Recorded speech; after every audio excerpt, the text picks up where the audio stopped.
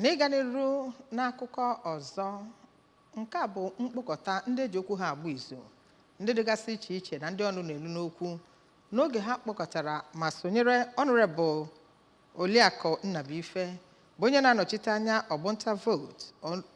Orumba North nakwa South n'ụlọ ọgbakọ omebe iwu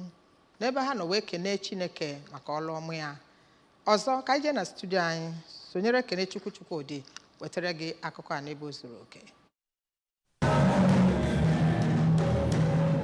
Mmemme inye ekene bụ nke emere na St. Paul's Anglican Church Ururo Umunze, nke ọ bụ Anglican Bishop of Agala Diocese Right Reverend Samuel Ezofo yana ndị ụkọchukwu ndị ọzọ nọ n'isi ya, nke gụnyekwara ndị ndọrọndọrọ ọchịchị, ndị ikwu na ibe nyegara Honorable Princess Nnabuife. Na okwuchukwu ya, Right Reverend Ezofo kọwara na mbilite n'ọnwụ Kristi bụ nke wetegoro mmeri ọnwụ nyegara ndị otu Kristi yana ajọ ihe niile na ndụ ha, nke ndị otu Kristi kwesị inwe obi aṅụrị ka ha si nweta nsọpụta n'efu. Ọ gakwara n'iru ma gwa ndị na-azọ ndọrọndọrọ ọchịchị inwe obi nnabata mmeri ma emerie ha karịa ije ụlọ ikpe ịgba ndụ mmeri ha akwụkwọ, ma kenekwe Chukwu na ọnọdụ mmeri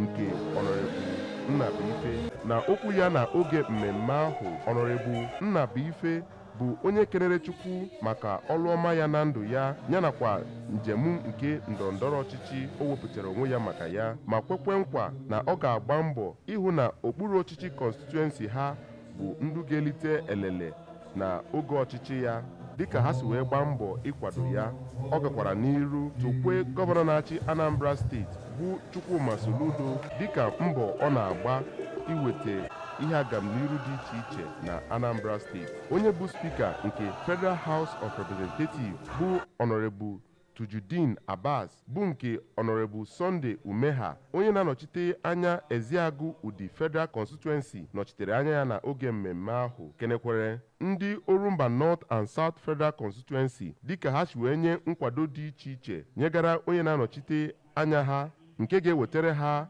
agamniru na mmepe, ma kwụsịkwa ike na ha ga-enye ya nkwado dịka o si kwesị ịhụ na o mere ihe o kwesịrị ime dịka onye nnọchite anya. Gọvanọ Anambra steeti Chukwuma Soludo bụ onye nọkwa na oge mmemme ahụ gụpụtara ihe dị iche iche gọọmenti na-eme n'iweta agamniru dị iche iche na obodo Anambra, nke gụnyere ịrụ ụzọ dị iche iche, ịgụ akwụkwọ n'efu yanakwa inweta nlite ezigbo ahụike na ụlọọgwụ, nke ọ gakwara n'iru gwa ndị ndọrọndọrọ ọchịchị maka ije na ụlọ ikpe mgbe ọbụla, nke o kwuru na oge Chukwu abịago mgbe Honorable Nnabuife ga-alụrụ ndị be ya ọlụ. Ndị ndọrọndọrọ ọchịchị dị iche iche bịara na oge mmemme ahụ, ndị gụnyere onye na-anọchite anya Idemmili North and South Federal Constituency na ụlọ omebe iwu Federal House of Representatives bụ Honorable Uchenna Okonkwo, onye bụbugoro osote aka na-achị Anambra steeti bụ Maazị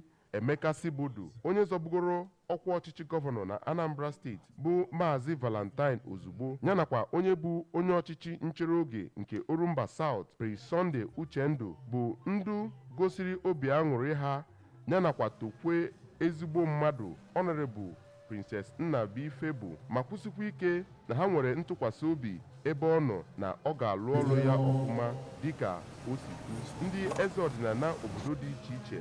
bụ ndị bịakwara mmemme ahụ. Site na Umunze, aha m bụ Kenechukwu Chukwudi n'akụkọ ụwa ABS.